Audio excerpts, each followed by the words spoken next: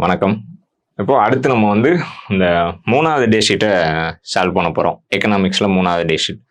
இந்த 3வது டே ஷீட்ல என்னென்ன இருக்கு அப்படின்னு பாருங்க. ஃபர்ஸ்ட் சோர்சஸ் ஆஃப் ரெவென்யூ, அதாவது வருவாய் ஆதாரங்கள். ஒரு கவர்மெண்ட்டுக்கு நிறைய சோர்சஸ்ல இருந்து ரெவென்யூ வரும், சரியா?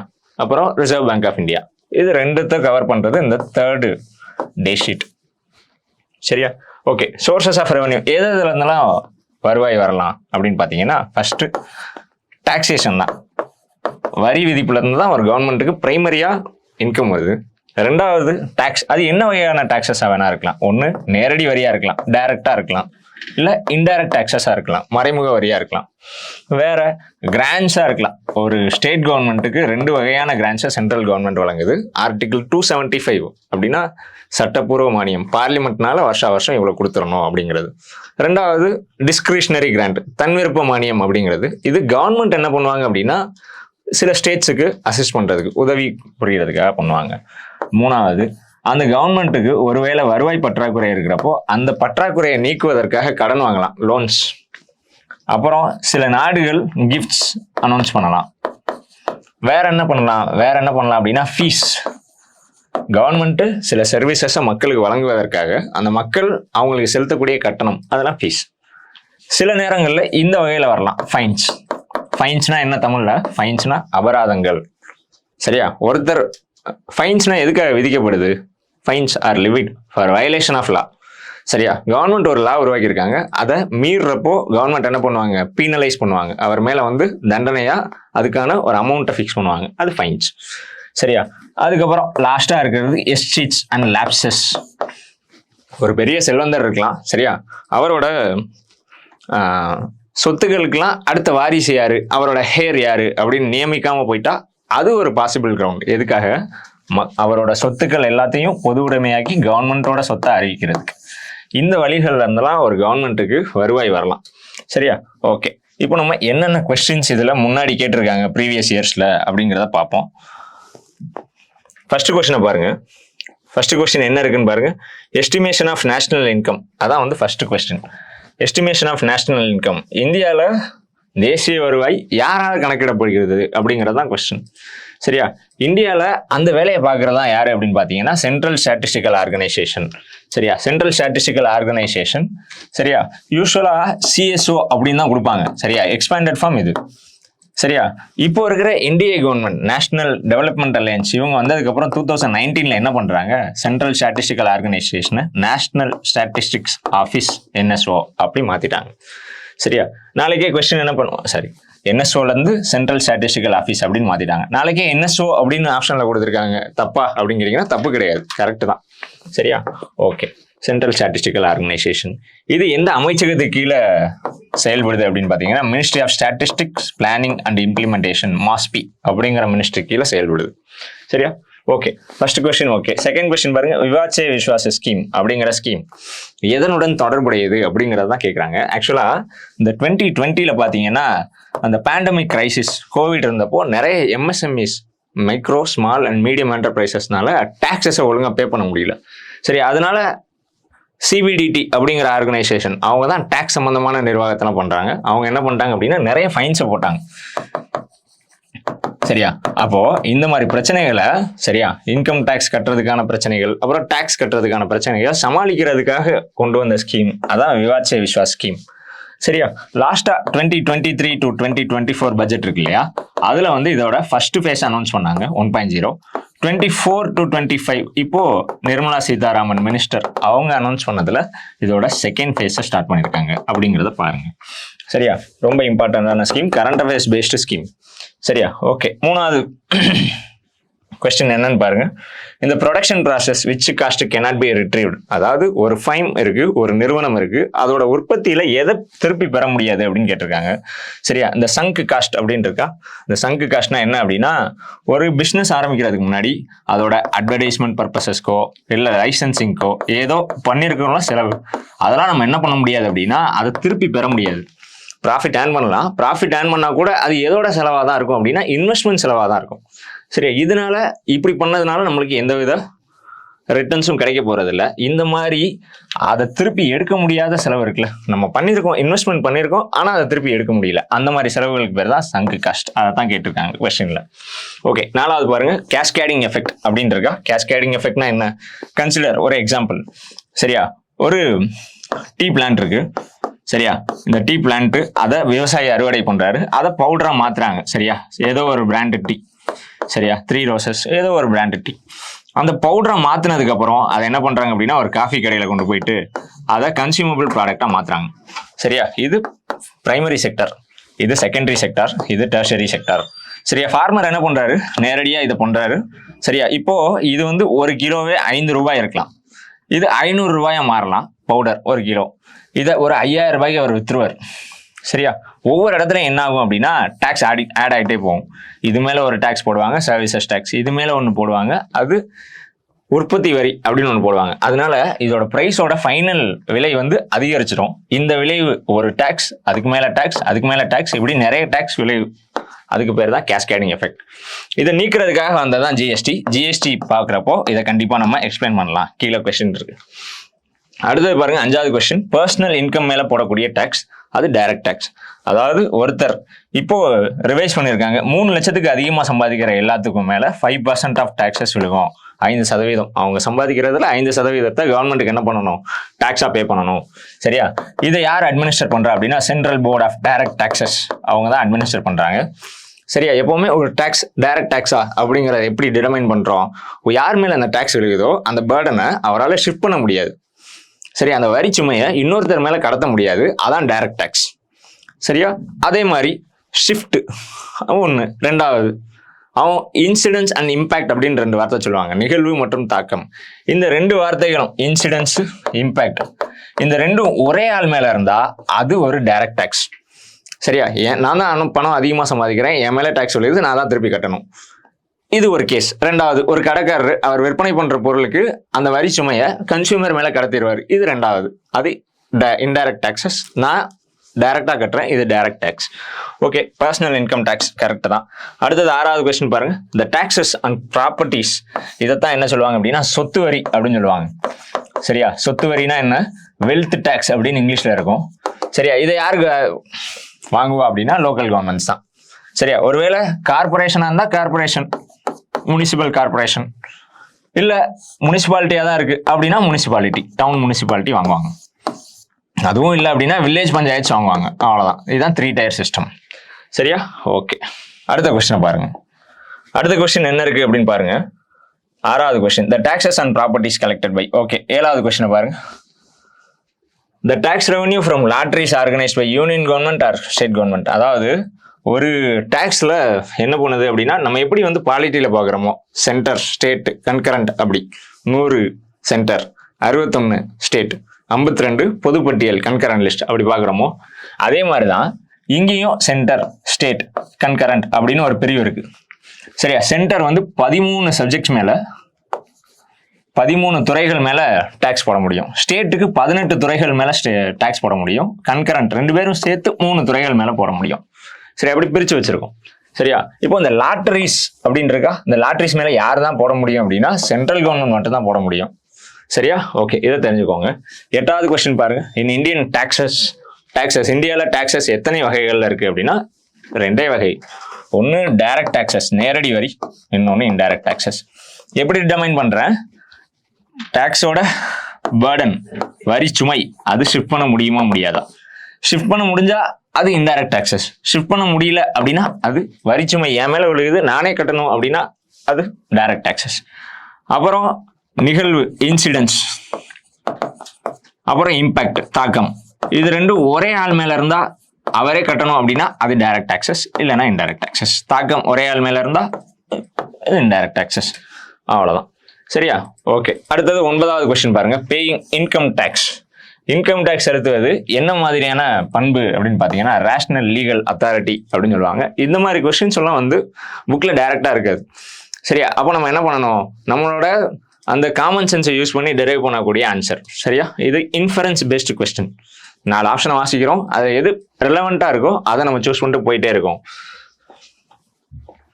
ஓகே, அடுத்தது பாருங்க, the tools of fiscal policy அப்படின்னு கேட்டிருக்காங்க. சரியா, அதாவது ஒரு நாட்டில் இருக்கிற பணத்தின் அளவு, சரியா, குவான்டிட்டி ஆஃப் மணி, அப்புறம் அந்த பணத்தோட நிலைத்தன்மை, அந்த ப்ரைஸோட ஸ்டெபிலிட்டி. ஒரு பொருள் நேற்று 10 ரூபாய்க்கு விற்கிது, நாளைக்கு எவ்வளவு விற்கலாம்? 10 ரூபாய்க்கோ 11 ரூபாய்க்கோ விற்கலாம். சரியா, அதை தாண்டி நாளைக்கே அந்த 10 ரூபாய்க்கு விற்ற பொருள் 100 ரூபாயா இருந்துச்சுன்னா அங்கே என்ன இருக்கு? ப்ரைஸ் இன்ஸ்டெபிலிட்டி இருக்கு, விலை வந்து நிலையா இல்லை. அப்போ ஒரு நாட்டில் இருக்கிற மணியோட வேல்யூ, பணத்தின் மதிப்பு மற்றும் பணத்தோட விலை நிலைத்தன்மை, அப்புறம் அந்த நாட்டோட எக்கனாமிக் growth, அந்த நாட்டோட எம்ப்ளாய்மெண்ட் ஜென்ரேஷன், அந்த நாட்டில் இருக்கிற பரவலான வளர்ச்சி, இதெல்லாம் அடையிறதுக்கு 2 பேர் ஹெல்ப் பண்றாங்க.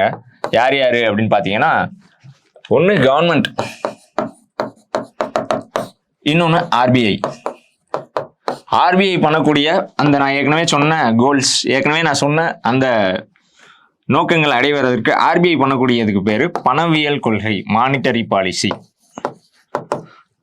இல்ல கவர்மெண்ட் தான் பண்ணுது அப்படின்னா அது நிதி கொள்கை.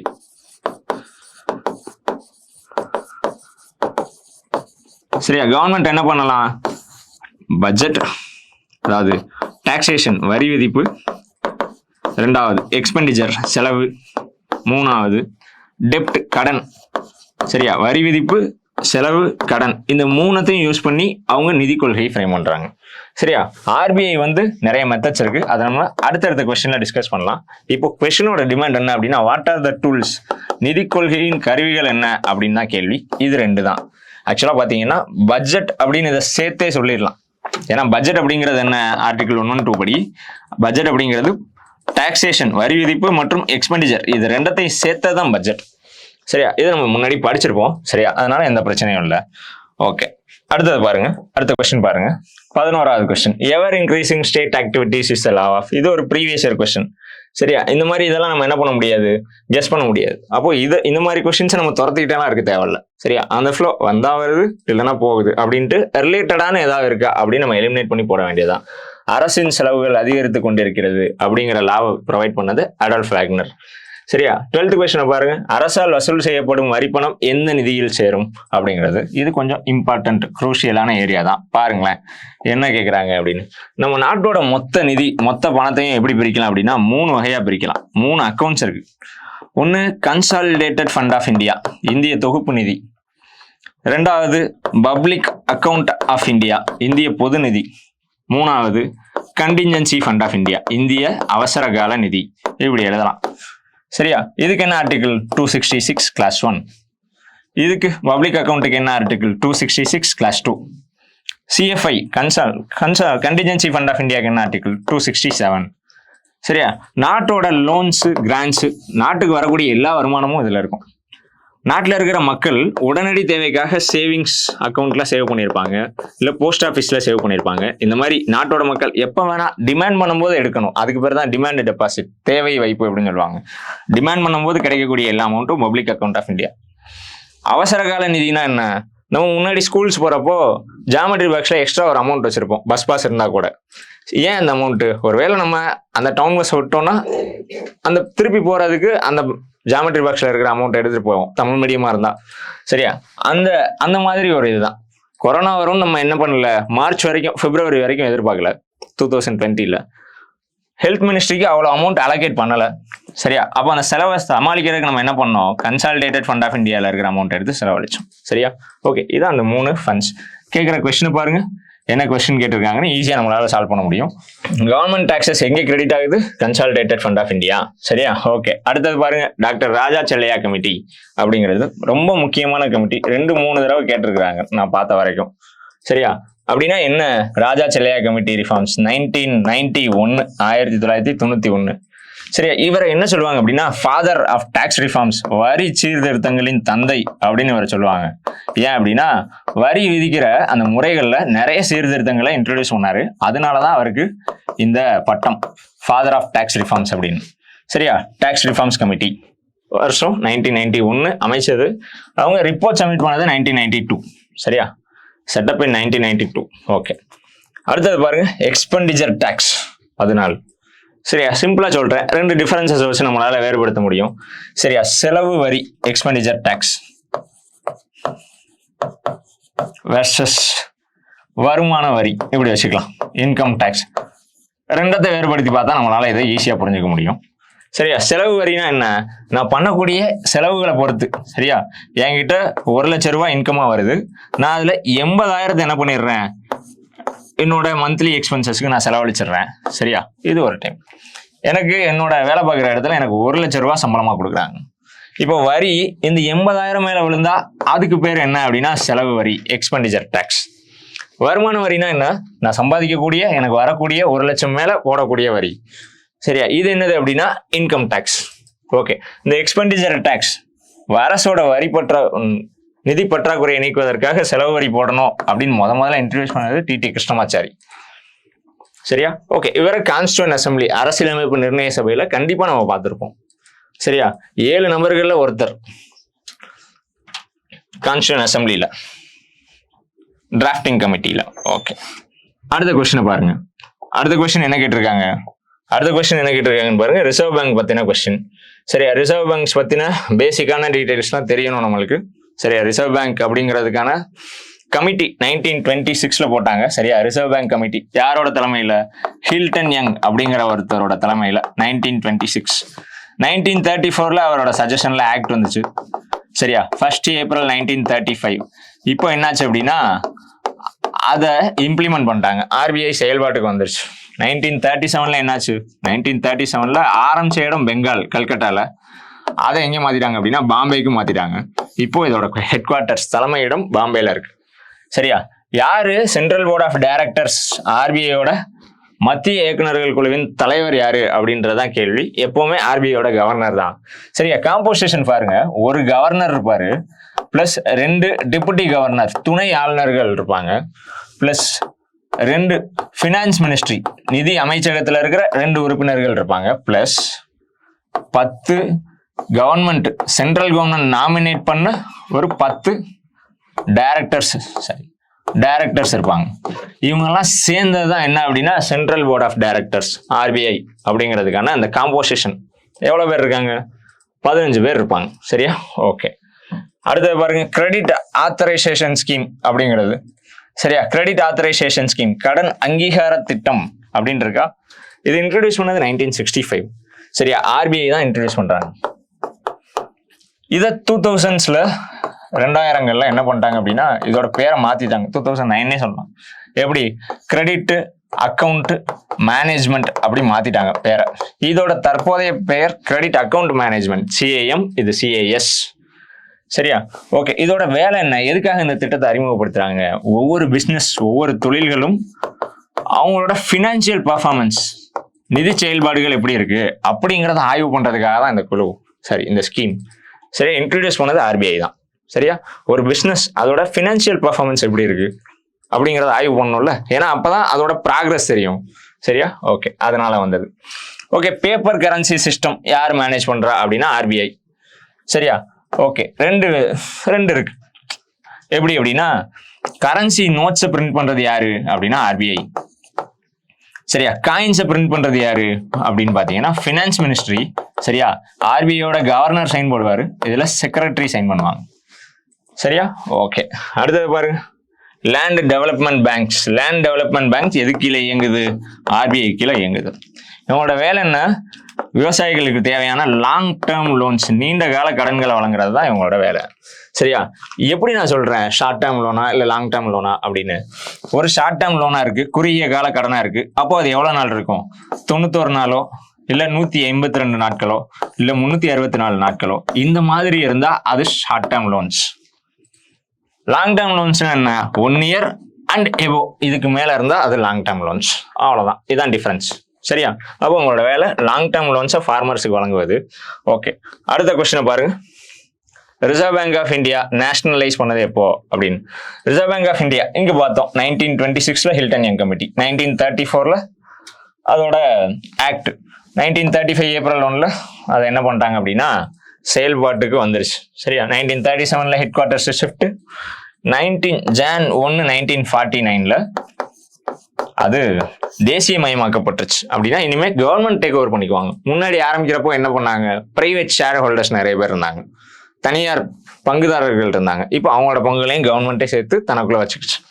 சரியா, ஓகே. ஆர்பிஐ இதோட ஃபர்ஸ்ட் கவர்னர் யாரு அப்படிங்கிறது நிறைய தடவை கேட்கப்பட்ட கொஸ்டின் தான். ஆஸ்பார்ன் ஸ்மித், இவர் ஒரு ஒயிட்.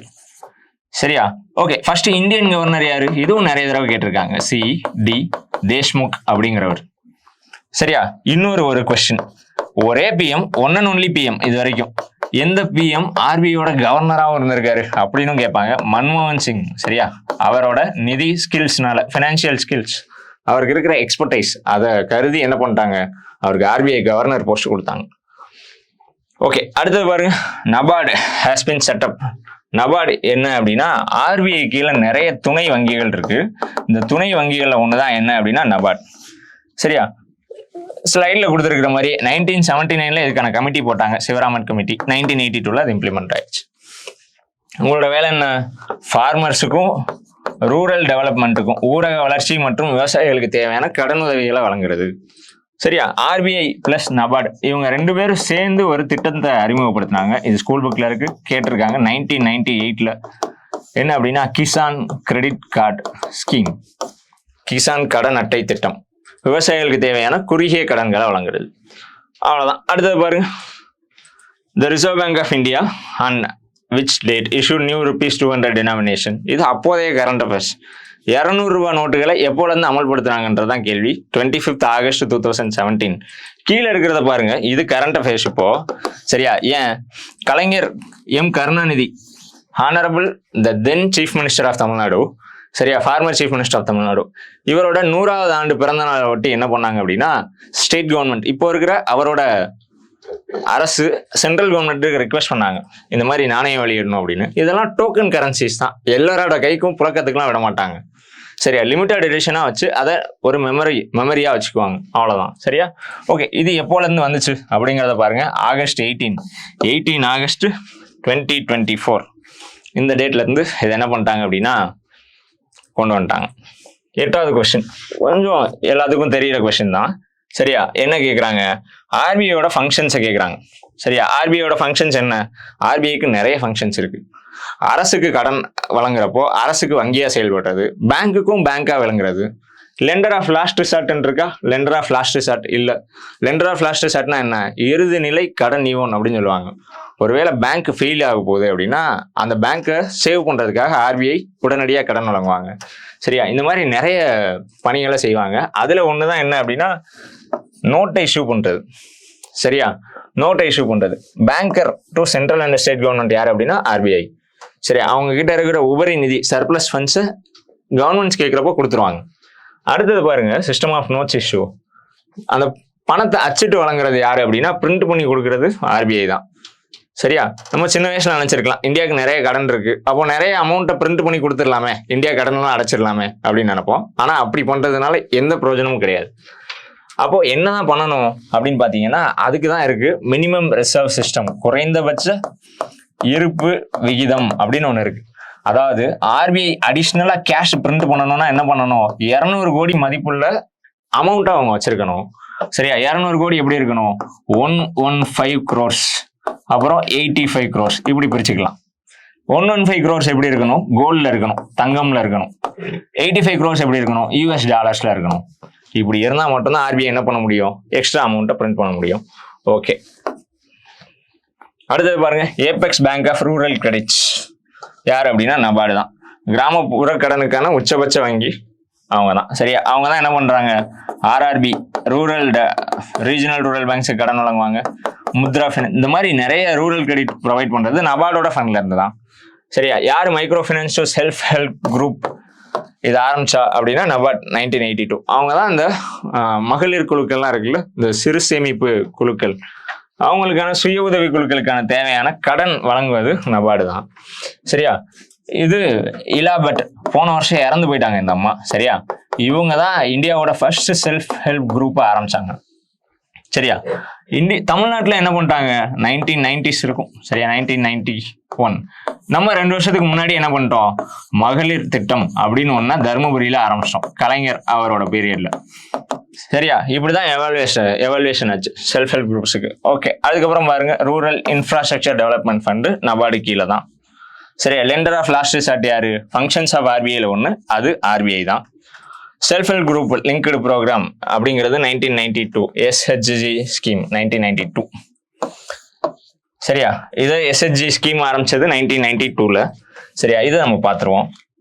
அடுத்தது 15வது கொஸ்டின் பாருங்க. 15வது கொஸ்டின் ரொம்ப இம்பார்ட்டன்ட். சரியா, ஏற்கனவே நம்ம பார்த்தோம் ஆர்பிஐ பார்க்குறப்போ என்ன பார்த்தோம், அதோட ஃபர்ஸ்ட் கவர்னர் யாரு அப்படிங்கிறத பார்த்தோம். அதாவது டியூரிங் இட்ஸ் இன்செப்ஷன் 1935ல யார் அதோட ஃபர்ஸ்ட் கவர்னர் அப்படிங்கிறதான் கேள்வி. அது ஆஸ்பான் ஸ்மித்.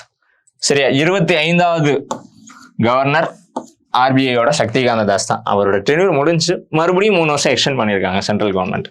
சரியா, இதெல்லாம் நமக்கு தெரிய வேண்டிய விஷயங்கள். அடுத்த கொஸ்டினை பாருங்க. அடுத்த கொஸ்டின், ஒருவேளை ஆர்பிஐ சரியா பணத்தை என்ன பண்ணணும் அப்படின்னா வெளியில நிறைய கடன் கொடுக்கறத என்கரேஜ் பண்ணக்கூடாதுன்னு நினைக்கிறாங்க. RBI wishes to practise cheap money policy அப்படின்னா என்ன ஆகும் அப்படின்றதான் கேள்வி. அதாவது ஒரு நாட்டில் வந்து இருக்கிற பேங்க்ஸ் என்ன பண்றாங்க அப்படின்னா அதிகமான கடன்களை ப்ரொவைட் பண்ணிக்கிட்டே இருக்காங்க. சரியா, அப்படின்னா மக்கள் கையில அதிகமான காசு வந்துடும். சரியா, என்கிட்ட 10,000 தான் இருக்கும் மாசம் மாசம். இப்போ நான் கடன் வாங்கி 20,000 வச்சிருக்கேன். நான் என்ன பண்ணுவேன், என்னோட டிமாண்டு வந்து சரியா ஒரு நாளைக்கு 1 kg ஆஃப் ரைஸ் அப்படின்னு வச்சுக்கிறேன். சரியா, இதை 1 வீக்குக்கு 1 kg ஆஃப் ரைஸ், இதை நான் என்ன பண்ணுவேன் 2 kg மாத்திருவேன். என்னோட டிமாண்டை வந்து அதிகப்படுத்திடுவேன். அப்போ இருக்கிற அளவு தான் மார்க்கெட்ல வந்துகிட்டே இருக்கும். நான் அதிகமாகறதுனால எல்லாருமே அதிகமாக கேட்பாங்க. பிரைஸோட விலை, அந்த பொருளோட டிமாண்ட் அதிகமாகிறதுனால மார்க்கெட்ல விலை வந்து உயர்ந்துடும். இதுக்கு பேர் தான் இன்ஃப்ளேஷன். இந்த இன்ஃப்ளேஷனை கட்டுப்படுத்துறதுக்காக என்ன பண்ணுவாங்க அப்படின்னா சீப் மணி பாலிசி அப்படின்னு ஒன்று பண்ணுவாங்க. சரியா, டியர் மணி பாலிசி அப்படின்னு ஒன்று பண்ணுவாங்க. சரியா, டியர் மணி பாலிசி அருமை பண கொள்கை. சீப் மணி பாலிசி அப்படின்னா எவ்வளோ வேணா கடன் வழங்கலாம். சரியா, பேங்க் ரேட்டை உயர்த்துனா அது டியர் மணி பாலிசி, பேங்க் ரேட்டை கம்மி பண்ணா அது சீப் மணி பாலிசி. சரியா, கடன் நிறைய கொடுக்கணும்னு நினைச்சாங்கன்னா சீப் மணி பாலிசியை ஃபாலோ பண்ணுவாங்க. கடனே கொடுக்க கூடாதுன்னு நினைச்சாங்கன்னா டியர் மணி பாலிசி ஃபாலோ பண்ணுவாங்க. அவ்வளவுதான். சரியா, ஓகே. அடுத்ததை பாருங்க. அடுத்த கொஸ்டினை பாருங்க. 16வது கொஸ்டின். சரியா, Reserve bank of India is a sole right to issue bank notes of all denomination அப்படிங்கிறது. அதாவது ரிசர்வ் பேங்க் ஆஃப் இந்தியா தான் என்ன பண்ணணும், பணத்தை அச்சிட்டு வழங்கணும் அப்படின்னு சொல்ற ஆர்பிஐ ஆக்ட்ல இருக்கிற செக்ஷன் 22. சரியா, இதே செக்ஷன் 22 தான் என்னது, யார் யாரெல்லாம் வங்கி ஆரம்பிக்கணும்னு நினைக்கிறாங்களோ அவங்களுக்கு உரிமம் வழங்குறது, லைசன்ஸ் வழங்குறதும் இதே செக்ஷன் தான். இதை நிறைய தடவை கேட்டிருக்காங்க. சரியா, which section of RBI Act has the right to give licenses அப்படிங்கிறதெல்லாம் கேட்டிருக்காங்க. சரியா, நம்மளுக்கு இருக்கிறது பிரிண்டிங் ப்ரெஸ் நிறைய இடத்துல இருக்கு. ஒன்று சல்போனி அப்படிங்கிற இடம். சல்போனி எங்க இருக்கு, சல்போனி வெஸ்ட் பெங்கால்ல இருக்கு. சரியா, மேட்ச் பண்ண சொல்லியிருக்காங்க ஒரு தடவை. 2வது திவாஸ் அப்படிங்கிற இடம். திவாஸ் எங்க இருக்கு, மத்திய பிரதேஷ்ல இருக்கும். சரியா, அப்புறம் மைசூர் எங்க இருக்கு அப்படின்னா கர்நாடகால இருக்கும். சரியா, 4வது என்னது, நாசிக் எங்க இருக்கு, மகாராஷ்டிரால இருக்கு. இது போக காயின்ஸை பிரிண்ட் பண்றது நொய்டா, உத்தரப்பிரதேஷ்ல இருக்கிற அந்த இடம். ஸ்டாம்ப் பேப்பர்ஸ் இருக்கிறா பத்திரத்தாள், அதை வெளியிடுறது யாரு அப்படின்னு பாத்தீங்கன்னா ஹைதராபாத், தெலுங்கானால இருக்கு. இதெல்லாம் பார்த்துக்கோங்க. சரியா, மேட்ச்ல வச்சு கேட்பாங்க. சரியா, ஓகே. அடுத்தது பாருங்க, டிமானிட்டைசேஷன். இந்த நோட்டோட பண மதிப்பிழப்பு நடந்தது எப்போ அப்படின்னு கேட்குறாங்க. அதான் 8th November 2016. சரியா, ஸ்கூல் புக்ல இருக்கு, அதை திருப்பி கேட்கக்கூடாதுன்னு இல்லை, கேட்பாங்க கண்டிப்பா. சரியா, ஓகே. அடுத்தது பாருங்க, 14 பேங்க்ஸ், 6 பேங்க்ஸ். சரியா, ஒரு அரசு அதுக்கு கீழே இருக்கிற வங்கிகள் எல்லாம் ஏன் தேசியமயப்படுத்துறாங்க அப்படின்னு கேட்டீங்கன்னா அதுக்கு நிறைய ரீசன்ஸ் இருக்கு. சரியா, என்னென்ன ரீசன்ஸா இருக்கலாம் அப்படின்னா அவங்க ஃபார்மர்ஸுக்கோ விமன்ஸுக்கோ இல்லை ஃபர்ஸ்ட் ஜென்ரேஷன் என்டர்பிரினர்ஸ்க்கோ கடன் வழங்காம யாரெல்லாம் வெல் எஸ்டாப்ளிஷ்டா இருக்காங்களோ அவங்களுக்கு மட்டும் கடன் வழங்குவாங்க. சரியா, இதை டிஸ்கரேஜ் பண்றதுக்காக என்ன பண்ணுவாங்க, நீ பிரைவேட்டா இருந்தா ப்ராஃபிட் எய்ம் பண்ற, அப்போ உன்னோடதை நான் வாங்கிக்கிறேன் அப்படின்னு கவர்மெண்ட் வலுக்கட்டாயமும் வாங்கிக்குவாங்க. ஏற்கனவே 14 பேங்க்ஸை நேஷனலைஸ் பண்ணாங்க 1969ல. 6 பேங்க்ஸை நேஷனலைஸ் பண்ணது 1980ல. இதை தெரிஞ்சுக்கிட்டா போதுமானது. சரியா, okay. Who can issue 1 rupee note, யாரு 1 ரூபி நோட்டை இஷ்யூ பண்ணலாம், ஏற்கனவே நான் சொன்னேன். காயின்ஸ் இஷ்யூ பண்றது மினிஸ்ட்ரி ஆஃப் ஃபைனான்ஸ். 1 ரூபிக்கான காகிதத்தாளை இஷ்யூ பண்றது யாரு, அதுவும் மினிஸ்ட்ரி ஆஃப் ஃபைனான்ஸ். அதுல யாரோட சைன் இருக்கும், உங்களோட 10 ரூபாய் இல்ல 5 ரூபாய் நோட்ஸ் இல்ல அதுக்கு மேல இருக்கிற டினாமினேஷன்ஸ் எல்லா நோட்டையும் ஓபன் பண்ணி பாத்தீங்கன்னா ஐ ப்ராமிஸ் டு பியர் அந்த சம் ஆஃப் எத்தனை ரூபா அப்படிங்கிறத போட்டு கீழே ஆர்பிஐ கவர்னர் சைன் பண்ணியிருப்பாரு. இது 1 ரூபா காகிதத்தாளில் பார்த்தீங்க அப்படின்னா அதில் என்ன இருக்கும் அப்படின்னா ஃபினான்ஸ் செக்ரட்டரியோட கையெழுத்து இருக்கும். சரியா, இதை நீங்கள் நோட் பண்ணியிருக்கலாம். டு செக் இன்ஃப்ளேஷன், பண வீக்கத்தை கட்டுப்படுத்த மைய வங்கி என்ன பண்ணுவாங்க, கேஷ் ரிசர்வ் ரேஷியோவை அதிகப்படுத்துவாங்க. சரியா, பணவீக்கம்னா என்ன, மக்கள் கையில் பணம் அதிகமாக இருக்கும், ஆனால் பணத்தோட மதிப்பு என்னவா இருக்கும், பணத்தோட வேல்யூ வந்து ரொம்ப கம்மியாக இருக்கும். இந்த நிலைக்கு பேர் தான் என்ன அப்படின்னா இன்ஃப்ளேஷன். சரியா, அப்படின்னா என்னது, ஒரு பொருள் நேற்று வந்து 100 ரூபா கொடுத்து வாங்கியிருக்கலாம், நாளைக்கு என்ன பண்ணணும், அதை 10,000 ரூபா கொடுத்து வாங்குற நிலைமை கூட ஆகும். சரியா, இதான் வந்து வெனிசுலாவில் நடந்துச்சு, இதே தான் வந்து ஸ்ரீலங்காவில் நடந்துச்சு. அப்போது இந்த நிலையை கட்டுப்படுத்துறதுக்காக ஆர்பிஐ என்ன பண்ணுவாங்க, கடன் வழங்கக்கூடாது அப்படின்னு எல்லா பேங்க்ஸுக்கும் எச்சரிக்கை வழங்குவாங்க. எச்சரிக்கை வழங்குறது மட்டும் இல்லாமல் கேஷ் ரிசர்வ் ரேஷியோ, அந்த பேங்க்ஸ் கடன் வழங்குறதை கம்மி பண்ணுறதுக்காக கேஷ் ரிசர்வ் ரேஷியோ CRR அப்படின்னா என்ன, அந்த பேங்கோட லாக்கரில் என்ன பண்ணணும், குறைந்தபட்சம் இவ்வளவாவது இருப்பு வச்சுக்கணும் அப்படிங்கிற இந்த கட்டுப்பாடை வந்து விதிச்சிருவாங்க. சரியா, இதான் வந்து இன்ஃப்ளேஷனை கட்டுப்படுத்துறதுக்கான முயற்சி. சரியா, ஓகே. அடுத்தது பாருங்க, நேஷனல் கோஆபரேட்டிவ் பேங்க் ஏற்படுத்துவதற்கான கமிட்டி, AM குஷ்ரோ கமிட்டி. சரியா, இது ஸ்டாட்டிக்கான ஏரியா தான். இதெல்லாம் குவாட் பேஸ்ட் கொஸ்டின். என்ன இருக்கு, சென்ட்ரல் பேங்க், எந்த பேங்க் கண்ட்ரோல் கிரெடிட், கடன் வழங்குவதை எந்த வங்கி கட்டுப்படுத்துதோ அந்த வங்கிக்கு பேர் தான் வங்கி அப்படின்னு சொன்னது HSA. ஓகே, இதை பார்த்துக்கோங்க. இண்டஸ்ட்ரியல் டெவலப்மெண்ட் பேங்க் IDBI, இதை எப்போ ஸ்டார்ட் பண்ணாங்கன்னு கேட்குறாங்க. இது 1964. சரி, RBI கீழே நிறைய வங்கிகள் இருக்கு. அந்த RBI கீழே இருக்கிற துணை வங்கிகளில் ஒன்று நபார்ட், ஏற்கனவே பார்த்தோம். இப்போ அடுத்தது RRB 1975. அடுத்தது யாரு அப்படின்னு பார்த்தீங்கன்னா இண்டஸ்ட்ரியல் டெவலப்மெண்ட் பேங்க் IDBI, இவங்க 1964. சரி, RBIயோட இதுக்கு கீழே தான் ICICI, அவங்களும் ஃபங்க்ஷன் ஆகுறாங்க. இதெல்லாம் பார்ப்போம். சரியா, பின்னாடி கேட்பாங்க. ஓகே, அடுத்தது பாருங்க. அடுத்த ஏரியா வந்து fiscal policy and monetary policy. சரியா, ரொம்ப இம்பார்ட்டண்ட்டான ஏரியா. சரியா, ரொம்ப இம்பார்ட்டண்டான ஏரியா. எப்படி எதை வச்சு சொல்றேன் அப்படின்னா, நம்பர் ஆஃப் கொஸ்டின்ஸ் ரைஸ் ஆகிற அந்த எபிசென்டராக இருக்கக்கூடிய ஏரியா தான் என்ன அப்படின்னு பார்த்தீங்கன்னா அந்த ஃபிஸ்கல் அண்ட் மானிட்டரி பாலிசி. சரியா, ஃபிஸ்கல் அண்ட் மானிட்டரி பாலிசினா ஏற்கனவே நம்ம பார்த்தோம். ஃபிஸ்கல் பாலிசி போடுறது யாரு, government of India. Monetary policy போடுறது யாரு, அது RBI, அதாவது அந்தந்த நாட்டோட மைய வங்கி. நம்ம நாட்டோட மைய வங்கி RBI. சரியா, MRTPனா என்ன, monopolies restrictive trade practices act. முற்றுரிமை அப்படிங்கிற வார்த்தையை கேள்விப்பட்டிருப்பீங்க. முற்றுரிமைனா என்ன, இப்போ ஜியோ பண்றாங்க டெலிகாம்ல, அதான் முற்றுரிமைனா என்ன. ஜியோ எப்படி டெலிகாம் இண்டஸ்ட்ரியில ஒரே ஒருத்தன் தான் அப்படின்னு எல்லா பிஸ்னஸையும் அவங்களுக்கு இருக்கிறாங்களோ, அதே மாதிரி ஒரு மார்க்கெட்ல ஒரே ஒருத்தர் எல்லா கண்ட்ரோலையும் வச்சிருந்தாரு, ஒரே ஒரு செல்லர் அப்படின்னா அதுக்கு பேர் தான் மோனோபோலிஸ். இந்த மாதிரி ப்ராக்டிசஸை கண்டிப்பாக தடை பண்ணணும் அப்படிங்கிறதுக்காக வந்தது தான் MRTP ஆக்ட் 1969. ஏன் தடை பண்ணணும், அவர் ஃபிக்ஸ் பண்ணுறது தான் ப்ரைஸ் அப்படின்னு ஆயிரும். அதனால ப்ரைஸை உயர்த்த வாய்ப்பு இருக்கு. அவர் கொடுக்கறது தான் பொருள், அதனால அந்த குவாலிட்டியை என்ன பண்ணலாம், அவர் காம்ப்ரமைஸ் பண்ணலாம். இதனால கவர்மெண்ட் என்ன பண்ணுவாங்க அப்படின்னா மோனோபோலிஸை ரெஸ்ட்ரிக்ட் பண்ணுவாங்க. சரியா, இது வந்தது 1969. 1991 LPG ரிஃபார்ம்ஸ்னால இந்த ஆக்டை அபாலிஷ் பண்ணிட்டு அதுக்கு பதிலாக கொண்டு வந்தது தான் போட்டி சட்டம், தொழில் போட்டிகள் சட்டம், பிஸ்னஸ் காம்படிஷன் ஆக்ட் 2002. எதுக்காக, நியாயமற்ற வணிக முறைகளை கட்டுப்படுத்துதல். ஓகே, அடுத்தது பாருங்க, ஃபாரின் எக்ஸ்சேஞ்ச் மேனேஜ்மெண்ட் ஆக்ட். இதோட முன்னாடி பேர் என்ன அப்படின்னா FERA, foreign exchange regulation act 1973. அதை தான் இப்படி மாற்றி வச்சிருக்காங்க. சரியா, மூணாவது பாருங்க, இண்டஸ்ட்ரியல் டிஸ்பியூட்ஸ் ஆக்ட் 1947. அதாவது இந்த unfair trade practices, unfair industrial ப்ராக்டிசஸ்ன்னு சொல்லலாம், நியாயமற்ற தொழில் செயல்பாடுகள். அங்கே இருக்கிற லேபர்ஸுக்கு ஒழுங்கா வேஜஸ் ப்ரொவைட் பண்ணாதது. சரியா, லேபருக்கும் இண்டஸ்ட்ரிக்கும் இடையில ஒரு இணக்க நிலையை உருவாக்குறது, ஒரு ஹார்மோனி உருவாக்குறதுக்காக வர்றதான் அந்த சட்டம். சரியா, அப்படின்னா கரெக்டாக வேஜஸ் ப்ரொவைட் பண்ணிடணும், அவங்களுக்கு தேவையான செக்யூரிட்டி ஸ்கீம்ஸை அவங்களை இன்வால்வ் பண்ணிக்கணும்.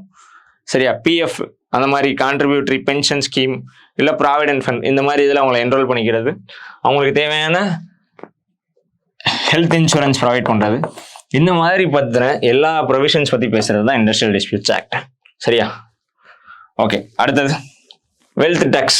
வெல்த் டேக்ஸ் விதிக்கிறதுக்கான நோக்கம் என்ன, அவ்வளோதான். சரியா, ஃபுல் கொஸ்டின் டைப் ஆகலை. சரியா, வெல்த் டேக்ஸ் ப்ரொவைட் பண்ணுறதுக்கான நோக்கம் என்ன. சரியா, ஆர்டிகல் 39 DPSPல இருக்கும். ஆர்டிகல் 39 என்ன, கான்சென்ட்ரேஷன் ஆஃப் வெல்த் அப்படிங்கிற சொல். கான்சென்ட்ரேஷன் ஆஃப் வெல்த்னா என்ன, ஒருத்தர்கிட்டயே எல்லா பவர்ஸும் இருக்கிறது, எக்கனாமிக் பவர்ஸ். சரி, அவரே எல்லா சொத்தையும், இந்தியாவில் இருக்கிற 10%, டாப் 10% என்ன பண்ணுறாங்க, கீழே இருக்கிற 60% வெல்த்தை வச்சுக்கிறாங்க. மீதி 40 மீதி இருக்கிற 90% பிரிச்சு எடுத்துக்கிறாங்க.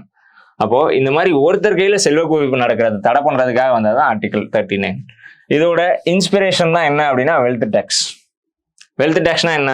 அதிகமான சொத்து வச்சிருக்கிறவர் அவர்கிட்ட இருந்து கவர்மெண்ட் என்ன பண்ணும், அவர் வச்சுக்கிற அதிகமான சொத்துக்கு வரியா வசூல் பண்ணிடும். சரியா? எதுக்காக? பொருளாதார ஆற்றல் செறிவினை குறைத்தல், ஒரு இடத்துல கான்சென்ட்ரேட் ஆகிறத கண்ட்ரோல் பண்ணணுங்கிறதுக்காக தான். சரியா? இதான் வந்து 4th. சரியா? 5வது பாருங்க, ஒரு மானிட்டரி பாலிசி. மானிட்டரி பாலிசியில 2 வகை இருக்கு.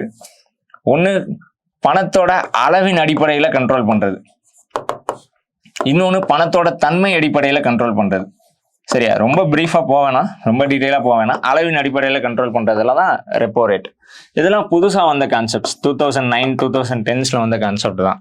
சரியா? லிக்விடிட்டி அட்ஜஸ்ட்மெண்ட் ஃபெசிலிட்டி, நீர்மை தன்மை சரி செய்தல் விகிதம் அப்படிங்கிற இந்த இதுக்கு கீழே இருக்கிறது தான் ரெப்போ ரேட், ஆர்ஆர் அப்படி சொல்லலாம்.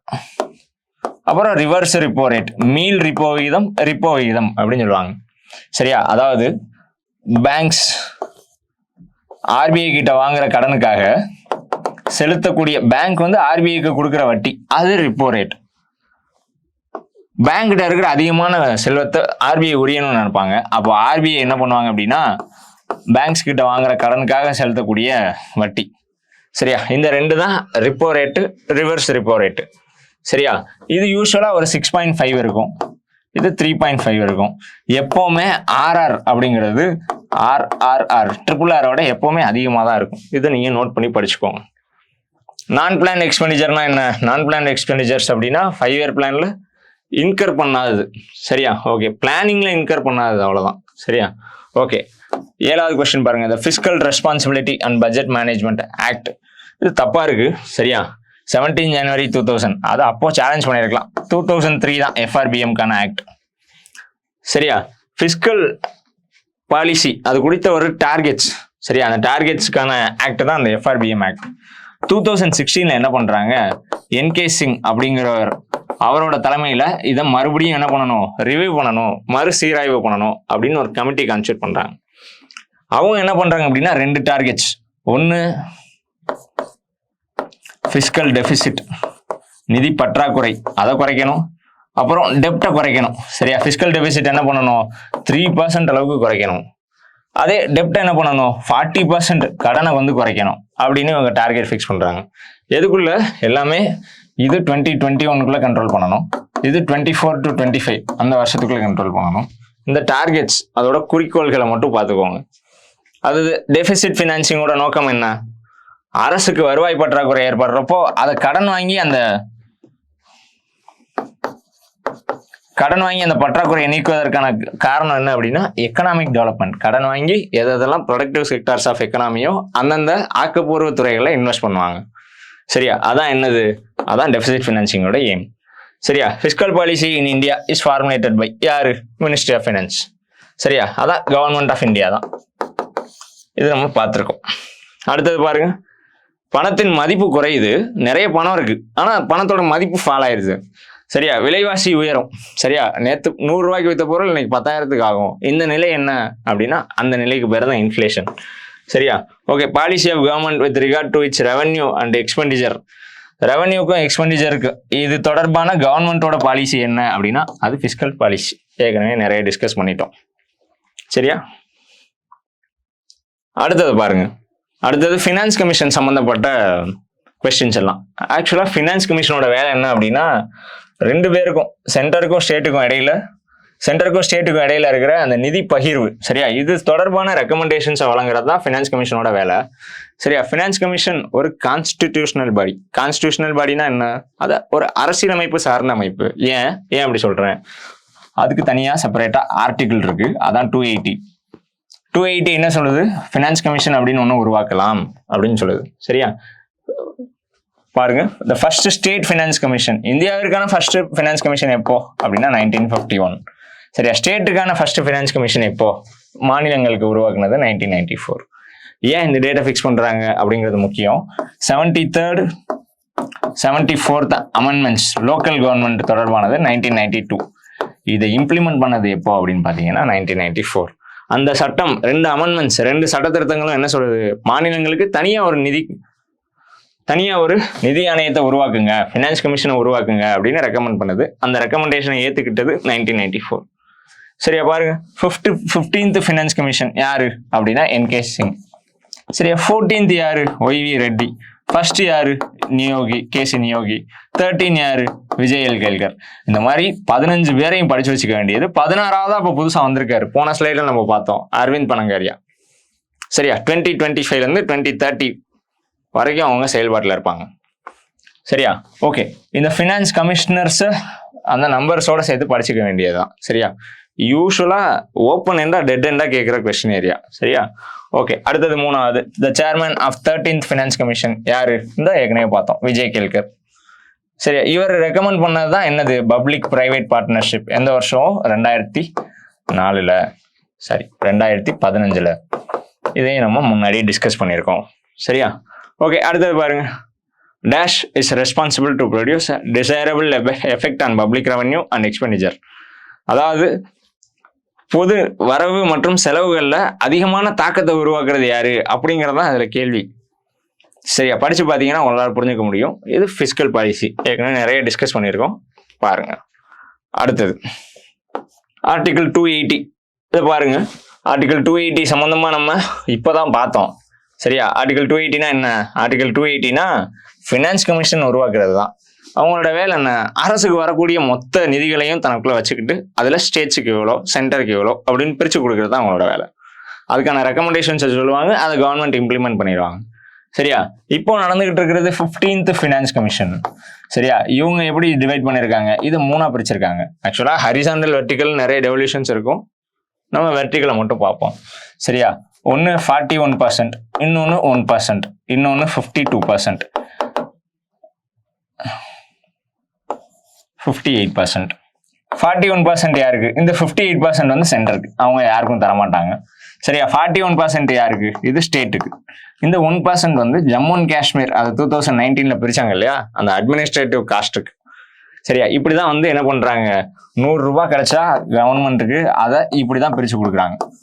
சரியா, இதோட வேலை யார் பண்றா அப்படின்னா நிதி ஆணையம் பண்ணுது. சரியா okay, fiscal reform facility introduce பண்ணது எத்தனாவது ஃபினான்ஷியல் கமிஷன் அப்படின்னு கேட்குறாங்க, 12th ஃபினான்ஷியல் கமிஷன்.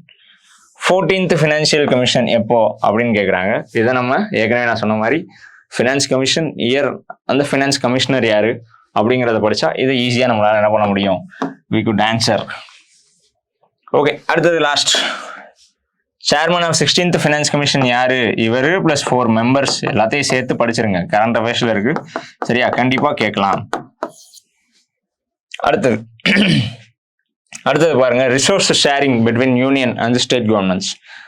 சரியா, இப்போ நம்ம கண்ட்ரியை பார்த்தீங்க அப்படின்னா அது யூனியன் கவர்மெண்ட்டா, ஒரு ஒற்றையாட்சி நாடா அப்படின்னு கேட்டா இல்லை அப்படின்னு சொல்லலாம். சரியா, சரி அப்போ கூட்டாட்சி நாடா அப்படின்னு கேட்டிங்கன்னா அதுவும் இல்லைன்னு தான் சொல்லணும். ஏன், இதுல ரெண்டுமே சேர்ந்த கலவை தான் என்ன அப்படின்னு பார்த்தீங்கன்னா இந்தியா. ஏன் அப்படி சொல்றேன், இந்தியாவில் யூனிட்டரி ஃபீச்சர்ஸும் இருக்கு, ஒற்றையாட்சி தன்மையும் இருக்கு, பிளஸ் கூட்டாட்சி தன்மையும் இருக்கு. அதனால தான் இந்தியாவை என்ன சொல்லுவாங்க, blend of unitary and federal feature அப்படின்னு சொல்லுவாங்க. அதாவது ஒற்றையாட்சியுடன் கூடிய கூட்டாட்சி தன்மை, இதெல்லாம் சேர்ந்தது தான் இந்தியா. சரியா, யூஎஸ் மாதிரி மொத்தமாக ஃபெடரல் கிடையாது. சரியா, சுவிட்சர்லாந்து மாதிரி யூகே மாதிரி மொத்தமாக யூனிட்டரி கிடையாது. சரியா, அப்போ நம்ம என்ன பண்ணியிருக்கோம், கொஞ்சம் பவர்ஸை ஸ்டேட்டுக்கு டிஸ்ட்ரிபியூட் பண்ணியிருக்கோம். சரியா, அப்போ ஸ்டேட்ஸுக்கும் சென்டருக்கும் இடையில சுமூகமான போக்கு இருக்கணும், ஸ்டேட்டுக்கும் சென்டருக்கு இடையில ஒரு ஸ்மூத் ரிலேஷன்ஷிப் இருக்கணும். அப்படிங்கிறதுக்காக தான் என்ன பண்றோம், சென்டர் ஸ்டேட் ரிலேஷன்ஷிப், மத்திய மாநில உறவுகள் அப்படின்னு பகுதி 11 இருக்கு. பகுதி 12 என்ன, கான்ஸ்டியூஷன்ல, அதான் நிதி உறவுகள். சரியா, நிதி உறவுகள் என்ன பண்ணுது, சென்டருக்கும் மத்திய மற்றும் மாநில அரசுகளுக்கிடையே நிதி பகிர்ந்தளிப்பு பத்தி பேசுது. சரியா, அப்போ இதை பத்தி தான் அந்த யூனிட் வந்து இருக்க போகுது. சரியா ஓகே, பாருங்க, நாயக் கமிட்டி அப்படிங்கிறது 1991. சரியா, இது எதுக்காக அப்படின்னு பாருங்க, கொடுத்துருக்காங்க, சிறிய அளவு தொழிற்சாலைகளுக்கு கடன் கிடைப்பது, மைக்ரோ ஃபினான்ஸ் அப்படிங்கிறத வழங்குறது அவங்களோட வேலை. சரியா ஓகே, ரெண்டாவது பாருங்க, தாராப்பூர் கமிட்டி 1997, முக்கியமானது. சரியா, இந்த கேபிட்டல் அக்கௌண்ட் கன்வெர்டபிலிட்டி அப்படின்னு இருக்கா, மூலதன கணக்கு மாற்றுத்திறன் அப்படிங்கிறது. அப்படின்னா என்ன கேபிட்டல் அக்கௌண்ட் கன்வெர்டபிலிட்டி அப்படின்னா, US டாலர்ஸ் அதுக்கு நிகரான இந்திய ரூபாய் INR. சரியா, இத மாத்துற அந்த விகிதம், சரியா, இதுக்கு இடையில இருக்கிற அந்த மாற்றக்கூடிய எபிலிட்டி, சரியா, இதை எக்ஸ்சேஞ்ச் பண்ணணும். சரியா, US டாலர்ஸை ரூபாயா மாத்துறத எக்ஸ்சேஞ்ச் பண்றது, அதான் என்ன அப்படின்னா கேபிட்டல் அக்கௌண்ட் கன்வெர்ட்டபிலிட்டி. சரியா, அதை பத்தின ரிஃபார்ம்ஸ், அதை பத்தி நிறைய சீர்திருத்தங்கள் சொன்னதான் யாரு அப்படின்னா தாராப்பூர் கமிட்டி. ராஜமன்னார் கமிட்டி, இது நம்மளுக்கு தெரியும் 1969ல.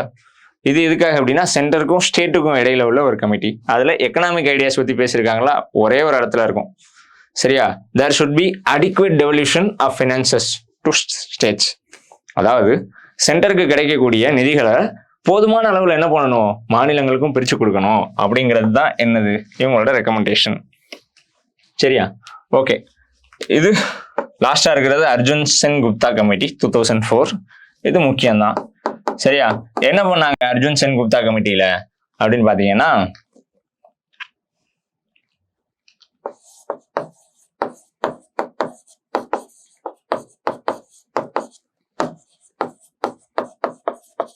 அமைப்பு சாரா தொழிலாளர்கள்னு ஒருத்தவங்க இருப்பாங்க. சரியா, அன்ஆர்கனைஸ்டு ஒர்க்கர்ஸ். இந்த அன்ஆர்கனைஸ்ட் ஒர்க்கர்ஸ் என்ன பண்ணுவாங்க, அவங்களுக்கு நார்மலா இருக்கிற மாதிரி, ஒருவேளை நம்ம கவர்மெண்ட் ஜாப்ல இருக்கோம். இப்போ நம்ம கவர்மெண்ட் ஜாப்ல இருக்கிறப்ப என்ன பண்ணுவாங்க, கவர்மெண்ட் தான் எம்ப்ளாயர், நம்ம என்ன பண்ணுறோம் எம்ப்ளாயியா இருக்கும், நம்மளுக்கும் அவருக்கும் ஒரு கனெக்ஷன் இருக்கு. சரியா, இதே மாதிரி ஒரு நார்மல் எம்ப்ளாயர் ரிலேஷன்ஷிப் இல்லாம இருக்கும்ல, அதுக்கு அவங்களுக்கு பேர் தான் என்ன அப்படின்னா இன்ஃபார்மல் ஒர்க்கர்ஸ், அன்ஃபார்மல் ஒர்க்கர்ஸ் அப்படின்னு சொல்லுவாங்க. சரியா, இவங்களுக்கு முறையான இன்சூரன்ஸ் ஸ்கீம்ஸோ இல்லை ஹெல்த் இன்சூரன்ஸோ இல்லை ப்ராவிடென்ட் ஃபண்ட் ஸ்கீம்ஸோ கான்ட்ரிபியூட்டரி பென்ஷன் ஸ்கீமோ இந்த மாதிரி எந்த ப்ரொவிஷன்ஸும் உங்களுக்கு கிடைக்காது. சரியா, இப்படிப்பட்ட வகுப்பினருக்கு national social security schemes NSS அப்படின்னு சொல்லுவோம். அவங்களுக்கு தேவையான சமூக பாதுகாப்பு வழங்கணும் அப்படின்னு சொன்ன கமிட்டி தான் யாரு அப்படின்னா அர்ஜுன் சென் குப்தா கமிட்டி. சிம்பிள், அவ்வளவுதான். சரியா, உண்மையில நம்மளுக்கு தெரிஞ்சா போதுமானது. இம்பார்ட்டன்டான கமிட்டிஸ் எல்லாத்தையும் எடுத்து வச்சிட்டாங்க. அடுத்தது பாருங்க, pre budget economic survey. Pre budget economic சர்வேனா என்ன? ப்ரீ பட்ஜெட் எக்கனாமிக் சர்வேனா இப்போ யூஸ்வலா 2017க்கு அப்புறம் என்ன பண்றாங்க அப்படின்னா யூனியன் கவர்மெண்ட், சரியா, February 1 first day of February என்ன பண்றாங்க, மறந்துடாம பட்ஜெட்டை பாஸ் பண்ணிடுறாங்க. இதுக்கு முந்தின நாள், அதாவது 31 January என்ன பண்ணுவாங்க அப்படின்னா பொருளாதார ஆய்வு, பொருளாதார அறிக்கை, எக்கனாமிக் சர்வே அப்படின்றத ரிலீஸ் பண்ணுவாங்க மினிஸ்ட்ரி ஆஃப் ஃபினான்ஸ். இந்த பொருளாதார அறிக்கை எக்கனாமிக் சர்வே என்ன பண்ணுது, இப்போ நம்ம ஹாஸ்பிட்டல் போறதுக்கு முன்னாடி நம்ம என்ன பண்ண சொல்றாங்க, நம்ம பாடியோட வீட்டல்ஸ் எப்படி இருக்கு அப்படின்னு செக் பண்ண சொல்லுவாங்க. உதாரணத்துக்கு உங்களோட பிபி லெவல் என்ன இருக்கு, சுகர் லெவல் என்ன இருக்கு, சரியா, சுகர்ல குளுக்கோஸ் கண்டென்ட் அதை இது பண்ணுவாங்க. உங்களோட பல்சஸ் எப்படி இருக்கு, அப்புறம் உங்களோட ஹார்ட் பீட் எப்படி இருக்கு, அப்புறம் இந்த மாதிரி ECG, அப்புறம் வெயிட், இந்த மாதிரி எல்லாத்தையும் உங்க பாடியோட வீட்டல்ஸ் எல்லாத்தையும் சொல்றாங்கல்ல. அதே மாதிரிதான் கண்ட்ரியோட எக்கனாமி, அவங்களோட வீட்டல்ஸை என்ன பண்ணுவாங்க, இவங்க தயாரிப்பாங்க. சரியா, அந்த நாட்டோட ஜிடிபி எப்படி இருக்கு, ஜிடிபி டெப்ட் ரேஷியோ எப்படி இருக்கு, கேபிட்டல் அக்கௌண்ட் கன்வெர்ட்டபிலிட்டி எப்படி இருக்கு, அந்த நாட்டோட பேலன்ஸ் ஆஃப் பேமெண்ட்ஸ் எப்படி இருக்கு, சரியா, அந்த நாட்டோட அன்எம்ப்ளாய்மெண்ட் எப்படி இருக்கு, ஜிடிபி growth என்னவா இருக்கு, இந்த மாதிரி எல்லாத்தையும் ஆய்வு பண்ணி அந்த போன வருஷத்தோட பர்ஃபார்மன்ஸை ரிலீஸ் பண்ணிடுவாங்க. சரியா, இதை ரிலீஸ் பண்றது யார் ப்ரிப்பேர் பண்றா அப்படின்னு பாத்தீங்கன்னா, ரிலீஸ் பண்றது மினிஸ்ட்ரி ஆஃப் ஃபினான்ஸ், ப்ரிப்பேர் பண்ணி தரது சீஃப் எக்கனாமிக் அட்வைசர். அவ்வளவுதான். சரியா, CA அப்படின்னு சொல்லுவாங்க. அடுத்தது 6வது கொஸ்டின் பாருங்க. யூனியனுக்கும் ஸ்டேட்ஸுக்கும் இடையில இருக்கிற அந்த வரி பணத்தை பிரிச்சு கொடுக்கறது யாரு, ஃபினான்ஸ் கமிஷன். சரி, அதை தான் ஏற்கனவே சொன்னேன், 41(1)(58). சரியா, ஓகே. இதுக்கான ஆர்டிகிள் இருக்கு 280 ஃபினான்ஸ் கமிஷன். இந்த ஃபங்க்ஷன் இருக்கு இல்லையா, இந்த ஃபங்க்ஷனுக்கான ஆர்டிகிள் 280 கிளாஸ் 3. இதுதான் அந்த ஃபங்க்ஷனுக்கான விதி. அடுத்தது பாருங்க, 2013 to 14 ஆண்டில் தமிழ்நாட்டின் மொத்த வரி வருவாயில் அதிக வருவாயை பெற்றுக் கொடுத்த வரி எது அப்படிங்கறதுதான் கேள்வி. சரியா, இப்போ சேல்ஸ் டாக்ஸ் கிடையாது, அதுக்காக வந்ததுதான் GST. சரியா, GST பத்தி நம்ம பின்னாடி பார்ப்போம், ஏன்னா அதுல கொஸ்டின்ஸ் இருக்கு. சரியா, இந்த ஜெனரல் சேல்ஸ் டாக்ஸ் அப்படிங்கிறது தமிழ்நாட்டில் முதல்ல இன்ட்ரடியூஸ் பண்ணது எப்படின்னு பார்த்தீங்கன்னா 1937 அக்டோபர் மந்த்ல. சரியா, 1937 உங்களுக்கு ஞாபகப்படுத்தி பாருங்க. 1937 யாரு மெட்ராஸோட பிரீமியரா இருப்பா, அவர் தான். சரியா, ராஜாஜி. சரியா, C ராஜாஜி அவர் தான். சரி, இவர் என்ன பண்ணுவார் அப்படின்னா அந்த மதுக்கடைகள் எல்லாம் ஒழிச்சிட்டு பூரண மதுவிலக்கு கொண்டு வந்துருவார். அப்போ அந்த வரி குறைவு இருக்குல்ல, அந்த டாக்ஸ் டெபிசிட், அதை நீக்கிறதுக்காக, அதை காம்பன்சேட் பண்றதுக்காக, ஈடு செய்வதற்காக என்ன பண்ணாரு, முதல்ல விற்பனை வரி அதை இன்ட்ரடியூஸ் பண்ணாரு. சரியா, ஃபர்ஸ்ட் சேலம்ல டெஸ்ட் பண்ணாரு, அப்புறம் தமிழ்நாடு ஃபுல்லா இன்ட்ரடியூஸ் பண்ணாரு. சரியா, இப்படிதான் இந்தியாவில் தமிழ்நாட்டில் இந்த ஜென்ரல் சேல்ஸ் டேக்ஸ் அப்படிங்கிறது வருது. அடுத்தது பாருங்க, 8th zero defect zero effect scheme, 2016 வந்த ஸ்கீம். சரியா, அதாவது எம்எஸ்எம்இஸ் என்ன பண்ணணும், அதிகமாக ப்ரமோட் பண்ணி அதோட ப்ரொடியூஸ், அதோட உற்பத்தியை அதிகரிக்கணும், அதில் சந்தேகமே இல்லை. அதே மாதிரி அவங்க என்ன பண்ணணும், என்விரான்மெண்டல் கான்சியஸாக இருக்கணும். அதாவது அவங்க சுற்றுப்புறத்துக்கு நிறைய அளவில், அதாவது முடிஞ்ச அளவு என்ன பண்ணணும், சுற்றுப்புறத்துக்கு தீங்கு விளைவிக்கிறத குறைக்கணும். அதான் என்னது, ஜீரோ டிஃபெக்ட், உற்பத்தியில் பிரச்சனை வரக்கூடாது. ஜீரோ எஃபெக்ட், பண்ணக்கூடிய உற்பத்தியில் என்விரான்மெண்ட்டுக்கு, சுற்றுச்சூழலுக்கு எந்த வித தீங்கும் வரக்கூடாது. There should be no harm to the environment. சரியா, during the production process. அதான் என்ன அப்படின்னா zero defect zero effect scheme. Okay, அடுத்தது பாருங்க, எந்த ஆண்டில் அனைத்து வரி வருவாயும் மையம் மற்றும் மாநிலங்களுக்கிடையே பகிரக்கூடியதாகிவிட்டது அப்படிங்கிறது. சரியா, இது 2000. சரியா, யாரோட ரெக்கமெண்டேஷன், 10th ஃபினான்ஸ் கமிஷனோட ரெக்கமெண்டேஷன். சரியா, அவங்க ஆரம்பிச்சு வச்சதுதான் இது. ஓகே, இந்தியாவில் பொதுத்துறை நிறுவனங்களில் முதலீட்டை கணிசமான அளவு விலக்கிக் கொள்ள தீர்மானித்த குழு. அதாவது இந்த டிஸ்இன்வெஸ்ட்மெண்ட் அப்படிங்கிற கான்செப்டை இன்ட்ரடியூஸ் பண்ண கமிட்டி யாரு அப்படிங்கிறது தான் கேள்வி. ரங்கராஜன் கமிட்டி. சரியா, டிஸ்இன்வெஸ்ட்மெண்ட்னா என்ன பாருங்க, இப்போ ஏர் இந்தியா அப்படின்னு ஒரு கம்பெனி இருக்குன்னு வச்சுக்கோங்க.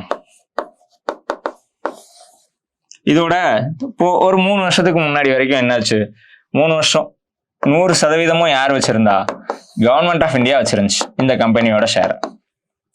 சரியா, அரசுக்கு கடன் நிறைய ஆயிட்டனால சமாளிக்க முடியாதனால என்ன பண்றாங்க, இதுல சில பகுதிகளை மட்டும், சில ஃபண்ட்ஸ், சில பங்குகளை வெளியில பிரைவேட்ஸுக்கு வித்துடுறாங்க. சரியா, விற்கிறதுல 3 வகை இருக்கு.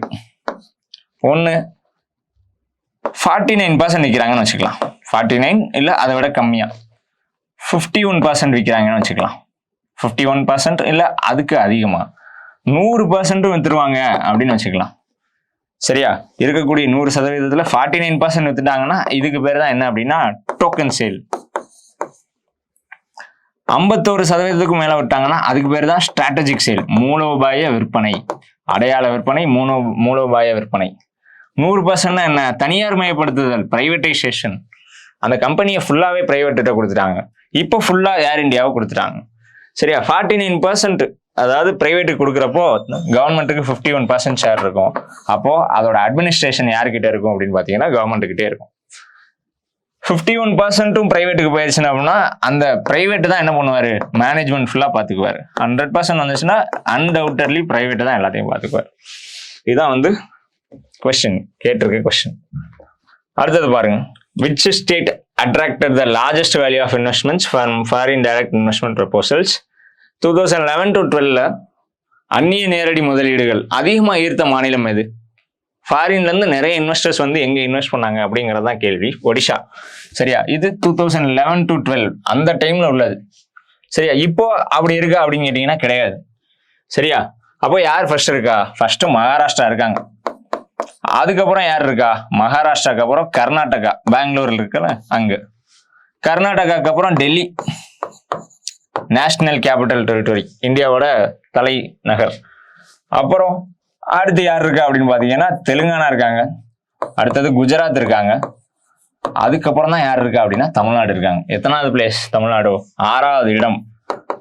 சரியா, வரக்கூடிய எஃப்டிஐல 52% மொத்தமாவே யார் வாங்கிடுறா அப்படின்னா மகாராஷ்டிரா வாங்கிடுறாங்க. மீதி இருக்கிறதா நம்ம பிரிச்சுக்கிறோம். சரியா, okay. Which is the biggest nationalised enterprise எது அப்படின்னா இந்தியன் ரயில்வேஸ். 2 கேள்வி கேட்கலாம். எது வந்து மிகப்பெரிய பொதுத்துறை நிறுவனம் அப்படின்னு கேட்டா இந்தியன் ரயில்வேஸ் தான். Which is the biggest employer யாரு இந்தியாவில் அப்படின்னு கேட்டீங்கன்னா அதுவும் இந்தியன் ரயில்வேஸ் தான். அவங்க தான் அதிகமான பணியாளர்களையும் வச்சிருக்காங்க, அவங்க தான் மிகப்பெரிய பொதுத்துறை நிறுவனமாகவும் இருக்காங்க. ஓகே, 2017க்கு முன்னாடி வரைக்கும் 1921 என்ன பண்ணாங்க அப்படின்னா 1924 அக்வர்த் அப்படிங்கிற ஒரு கமிட்டி, அந்த கமிட்டினால ஜெனரல் பட்ஜெட்டையும் ரயில்வே பட்ஜெட்டையும் பிரிச்சாங்க. 2017 என்ன பண்ணிட்டாங்க, general budget plus revenue budget ரெண்டத்தையும் இணைச்சிட்டாங்க, மெர்ஜ் பண்ணிட்டாங்க இந்த கவர்மெண்ட் வந்ததுக்கு அப்புறம். சரியா, இதை நம்ம கண்டிப்பா தெரிஞ்சுக்க வேண்டியதுதான். The sectors are classified into public sector and private sector. எதன் அடிப்படையில அது ஒரு பொதுத்துறை நிறுவனம் இல்ல அது ஒரு தனியார் துறை நிறுவனம் அப்படின்னு பிரிக்கிறீங்க அப்படிங்கறதான் கேள்வி. சரியா, ஒரு நிறுவனம் பொதுத்துறை நிறுவனமா இல்ல தனியார் துறை நிறுவனமா அப்படின்னு சூஸ் பண்றது எதை வச்சு அப்படின்னா, அந்த நிறுவனத்தோட உரிமை யாருக்கிட்ட உரிமை இருக்கு, ஓனர்ஷிப் யாருக்கிட்ட இருக்கு அப்படிங்கிறத வச்சுதான். ஓனர்ஷிப் பிரைவேட் கிட்ட இருந்தா அது தனியார் நிறுவனம், ஓனர்ஷிப் கவர்மெண்ட் கிட்ட இருந்தா அது பொதுத்துறை நிறுவனம். அவ்வளவுதான். சரியா, ஓகே. அடுத்தது பாருங்க, மத்திய அரசு மாநிலங்களுக்கு கொடுக்கும் நிதி உதவியின் நோக்கம், கிராண்ட்ஸ், மானிய உதவி வழங்குவதற்கான நோக்கம் என்ன அப்படிங்கிறது தான் கேள்வி. சரியா, மத்திய அரசு 2 டைப்ல வழங்குவாங்க. ஏற்கனவே நான் சொன்ன மாதிரி விதி 275, விதி 282. 275 என்ன, 275 ஸ்டாட்யூட்டரி கிராண்ட்ஸ், சட்டப்பூர்வ மானியம். யார் கொடுக்குறா, பாராளுமன்றத்தின் ஒப்புதல் மூலமா கவர்மெண்ட் மாநிலங்களுக்கு வழங்குவாங்க. சரியா, 282 என்ன, டிஸ்கிரிஷனரி கிராண்ட், தன் விருப்ப மானியம்.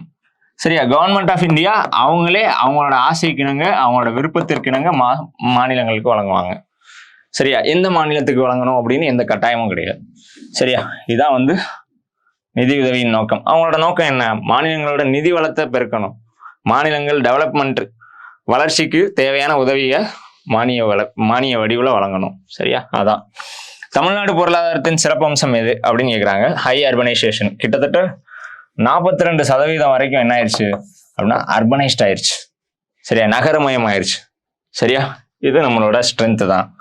அடுத்தது பாருங்க, மத்திய மற்றும் மாநில அரசுகளின் கணக்கு பாத்துக்கிறது யாரு அப்படிங்கிறது தான் கேள்வி. சரியா, யாரு நம்மளுக்கு தெரியும், இதெல்லாம் நிறைய தடவை நம்ம என்ன பண்ணிட்டோம், பாலிட்டியில படிச்சிட்டோம். சரியா, ஓகே. யார் கண்ட்ரோல் பண்ணுவா, 2 பேத்துக்கும், சொல்லப்போனா 3 பேத்துக்குமே தான்.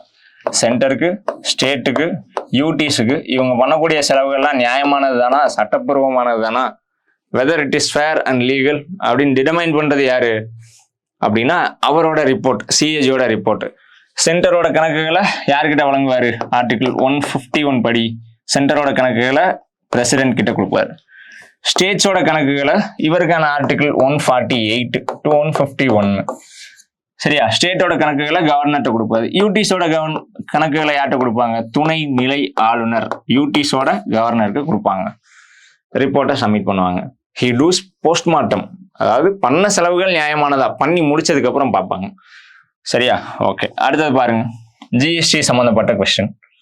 சரியா, குட்ஸ் அண்ட் சர்வீசஸ் டாக்ஸ். மாநிலங்களுக்கு இடையேயான பண்டங்கள் மற்றும் சேவைகள் மீது நடுவண் அரசு வசூலிக்கும் ஐஜிஎஸ்டியில் உள்ள என்பதன் விளக்கம் என்ன, இது முக்கியமானதுதான். சரியா, ஓகே. இது பார்க்கறதுக்கு முன்னாடி என்ன பண்ணோம் அப்படின்னா, ஜிஎஸ்டி பத்தின பேசிக்கான ஃபேக்ட்ஸை நம்ம பார்க்கணும். சரியா, என்னென்னலாம் ஜிஎஸ்டியில இருக்கு, ஜிஎஸ்டியில் என்னென்ன இருக்கு அப்படின்னா, ஃபர்ஸ்ட் ஜிஎஸ்டிக்கான அமெண்ட்மெண்ட் 101st அமெண்ட்மெண்ட் 2016. சரியா, இந்த இது கொண்டு வந்த மாற்றங்கள் தான் ஆர்டிகிள் 269A, அப்புறம் 279A. 269A என்ன, இன்டர் ஸ்டேட் ட்ரேட், மாநிலங்களுக்கிடையே வர்த்தகம் நடக்கிறப்போ அதுல ஜிஎஸ்டி அப்ளிகபிள் அப்படின்னு சொல்றது. 279 என்ன, 279 ஜிஎஸ்டிக்கான கவுன்சில், அதுக்கான குழுவை ஏற்படுத்துறது. அவ்வளவுதான். இதான் வந்து கான்ஸ்டியூஷன்ல அது பண்ண மாற்றங்கள். ஜிஎஸ்டிக்கு தனியா என்ன இருக்கு, ஜிஎஸ்டிக்கு தனியா ஆக்ட் கூட இருக்கு. எந்த வருஷம் அப்படின்னா 2017. அதான் என்ன பண்ணுது, 3ஆ பிரிக்குது. 1 சென்ட்ரல் ஜிஎஸ்டி, 2வது ஸ்டேட் ஜிஎஸ்டி, 3வது ஐஜிஎஸ்டி, அதான் இன்டகிரேட்டட் ஜிஎஸ்டி. சரியா, ஓகே. ஜிஎஸ்டியில 4 ஸ்லாப்ஸ் இருக்கு. 1 5%, 12%, 18%, அப்புறம் 28%. சரியா, 5% என்ன, அத்தியாவசிய தேவைகள், ஹவுஸ் ஹோல்ட் நெசசிட்டிஸ் அப்படின்னு சொல்லுவோமா, அத்தியாவசிய பொருட்கள் எல்லாமே 5% தான்.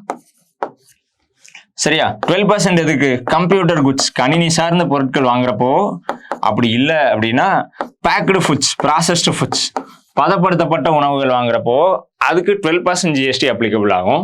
18% எப்போ, 18% எப்போ அப்படின்னா இண்டஸ்ட்ரி, தொழிலகங்களுக்கு தேவையான இடைநிலை பொருட்கள் வாங்குறப்போ. சரியா, இப்போ ஒரு மரம் இருக்குன்னு வச்சுக்கோங்க, அந்த மரத்தை நம்ம என்ன பண்றோம், ஒரு பெரிய பிளைவுட்டா மாத்துறோம். அதை என்ன பண்ணுவாங்க, இண்டஸ்ட்ரியில கொண்டு போய் அதை ஒரு யூஸ் பண்ண தகுந்த மேசையாக மாற்றுவாங்க. இந்த பிளைவுட் இருக்குல்ல, இதுதான் இண்டஸ்ட்ரியல் ப்ராடக்ட், இன்டர்மீடியரி ப்ராடக்ட், இடைநிலை பொருள், அதுக்கு 18%. அடுத்தது ஆடம்பர பொருட்கள், லக்ஸுரி ஐட்டம்ஸ், பர்ஃப்யூம் வாங்குகிறோம், ஃபோன் வாங்குகிறோம், கேஜெட்ஸ் வாங்குகிறோம், இதெல்லாம் 28%. கார் வாங்குகிறோம். சரியா? எதுக்கெல்லாம் ஜிஎஸ்டியே கிடையாது. ஒன்று ஆல்கஹாலிக் ப்ராடக்ட்ஸுக்கு கிடையாது, ரெண்டாவது பெட்ரோலியம் ப்ராடக்ட்ஸுக்கு இல்லை, மூணாவது எலக்ட்ரிசிட்டிக்கு போட முடியாது. இந்த மூணுத்தையும் யார் பார்த்துக்குவா? மாநிலங்கள் பார்த்துக்குவாங்க. ஏன்னா மாநிலங்களோட அந்த வரி போடக்கூடிய எபிலிட்டி, வரி போடக்கூடிய அந்த அட்டானமி, டாக்ஸ் அட்டானமி, அது பாதுகாக்கப்படணும் அப்படிங்கிற ரீசன்னால தான். சரியா? ஓகே, வேற என்ன இருக்கு? 3% இருக்கு ஒன்று, அப்புறம் 0.5%ன்னு ஒன்று இருக்கு. 3% எதுக்கு? தங்கம் மற்றும் அதன் சார்ந்த பொருட்கள், அது மேல 3% டாக்ஸ். 0.5% எதுக்கு? ப்ரீசியஸ் ஸ்டோன்ஸ், விலை உயர்ந்த ஆடம்பர கற்கள் மீது என்ன பண்ணுவாங்க அப்படின்னா இந்த 0.5% டாக்ஸஸை போடுவாங்க. சரி, இதெல்லாம் ஜிஎஸ்டி சம்பந்தமானது. சரியா? ஜிஎஸ்டி என்ன பண்றது இல்லை, ஒரு ஃபர்ஸ்ட் பிரைமரி, செகண்டரி, டெர்ஷரி அப்படின்னு 3 துறைகள் இருக்கிறப்போ ஒவ்வொரு துறைகளையும் போடுறது இல்லை. அதுக்கு பேர் தானே கேஸ்கேடிங் எஃபெக்ட். அதை நீக்கிறதுக்காக தான் ஜிஎஸ்டி வந்திருக்கு. சரியா? அதை நீக்கிறதுக்காக தான் ஜிஎஸ்டி வந்திருக்கு. சரியா? அதனால ஒரு பொருள் நுகர்வு, சரியா, ஒரு பொருளோட நுகர்வு, அதாவது அந்த பொருளோட இறுதி நிலை, எண்டு ஸ்டேஜ், சரியா, அந்த இறுதி நிலை அடையிறப்போ போடக்கூடிய வரி தான் என்ன அப்படின்னா ஜிஎஸ்டி. சரியா? தமிழ்நாட்டில் இருக்காங்க, தமிழ்நாட்டில இருந்து ஏதோ ஒரு பொருளை கேரளாவுக்கு கொண்டு போய் விற்க போறாங்க. சரியா? நியாயமா பார்த்தா என்ன பண்ணணும்? தமிழ்நாடு கவர்மெண்ட் தான் டாக்ஸ் போடணும். ஆனா கேரளா கிட்ட அந்த வரி உரிமையை கொடுக்கறதுனால இவங்களுக்கு வரி இழப்பீடு ஏற்படுது. சரியா? அதை சரி செய்யறதுக்காக தான் ஜிஎஸ்டி காம்பன்சேஷன் அப்படின்னு நம்ம என்ன பண்றோம், மத்திய அரசு கூட சண்டை போட்டுக்கிட்டு இருக்கோம். சரியா? இவங்க கிட்ட வரி வர்றதுதான் இந்த இடம், இந்த முறை இருக்கு பாத்தீங்களா, இதுக்கு பேர் தான் டெஸ்டினேஷன் பேஸ்டு டாக்ஸ். எந்த இடத்துல விற்பனை நடக்குதோ அங்கே போடுவேன் வரி. சரியா? இதெல்லாம் ஜிஎஸ்டி சம்பந்தப்பட்ட ஃபேக்ட்ஸ். இதை நம்ம கண்டிப்பா என்ன பண்ணணும், தெரிஞ்சுக்கணும். கொஸ்டின்ஸை பாருங்க. In India goods and services tax எப்போ இன்ட்ரடியூஸ் பண்ணாங்க? ஏற்கனவே நம்ம பார்த்தோம். சரியா? July 1, 2017. அங்கே ஃபேக்ட்ஸ் பார்க்குறப்போ பார்த்தோம். The chairman of goods and services council யாரு அப்படின்னா யூனியன் ஃபினான்ஸ் மினிஸ்டர். சரியா? ஜிஎஸ்டிக்கான கவுன்சிலுக்கான ஆர்டிகிள் உங்களுக்கு தெரியும், ஆர்டிகிள் 279 கேபிட்டல் ஏ. ஜிஎஸ்டி எது மாதிரியான tax? It is a destination based tax. அதாவது ஒரு பொருளின் இறுதி நிலை நுகர்வு தான், அந்த நுகர்வின் அடிப்படையில் போடுறது தான் என்னது, ஜிஎஸ்டி. லாஸ்ட் ஸ்டேஜில் போடுவாங்க. சரியா? ஒரு டீ, தேயிலை பறிக்கிறப்போவோ தேயிலையை பொடியாக்குறப்போவோ போடக்கூடியது கிடையாது. தேயிலையை போட்டு சுகர், மில்க், வாட்டர் அதெல்லாம் ஆட் பண்ணி கன்சியூமபிளா டீ மாதிரி மாற்றினதுக்கு அப்புறம் போடக்கூடிய டாக்ஸ், அதான் ஜிஎஸ்டி.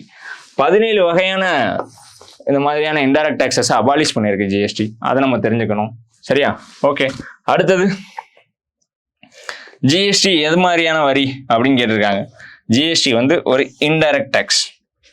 சரியா? Indirect tax. ஏன்னா வரி சுமை கடைக்காரருக்கு தான் விழுகும். அந்த வரி சுமை என்ன பண்ணிடுவாரு, வாடிக்கையாளர்கள் மேல அவர் கடத்திடுவார். The burden of tax can be shifted. வரி சுமை கடத்தப்படலாம்.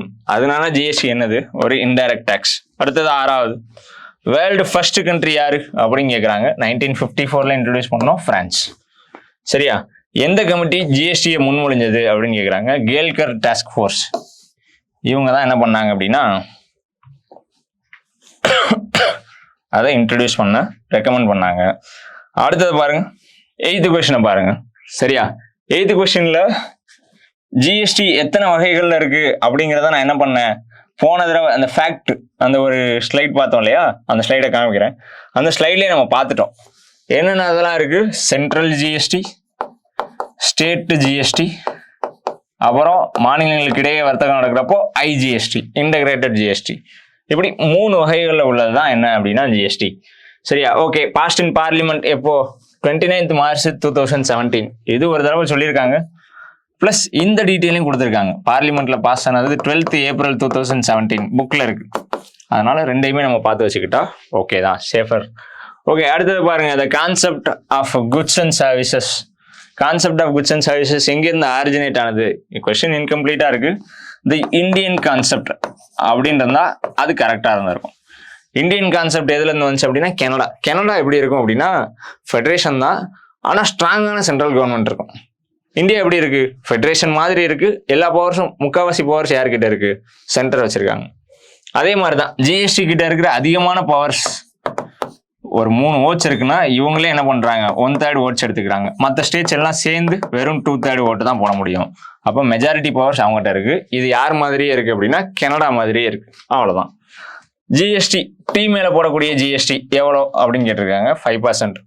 நான் ஏற்கனவே சொன்னேன், அந்த 4 ஸ்லாப்ஸ்ல அத்தியாவசிய பொருட்கள் மேல போடக்கூடிய டாக்ஸ் 5% தான். சரியா? ஓகே, இது 2020 இருக்கிற கரண்ட் அஃபேர்ஸ் பேஸ்ட் கொஸ்டின், வாசிச்சுக்கோங்க. சரியா? எங்கெங்கெல்லாம் குறையுது அப்படின்னு கேட்குறாங்க. ஓகே, மிச்சம் இருக்கிற ஏரியாஸை அடுத்தடுத்த டே ஷீட்ல பார்க்கலாம். தேங்க்யூ.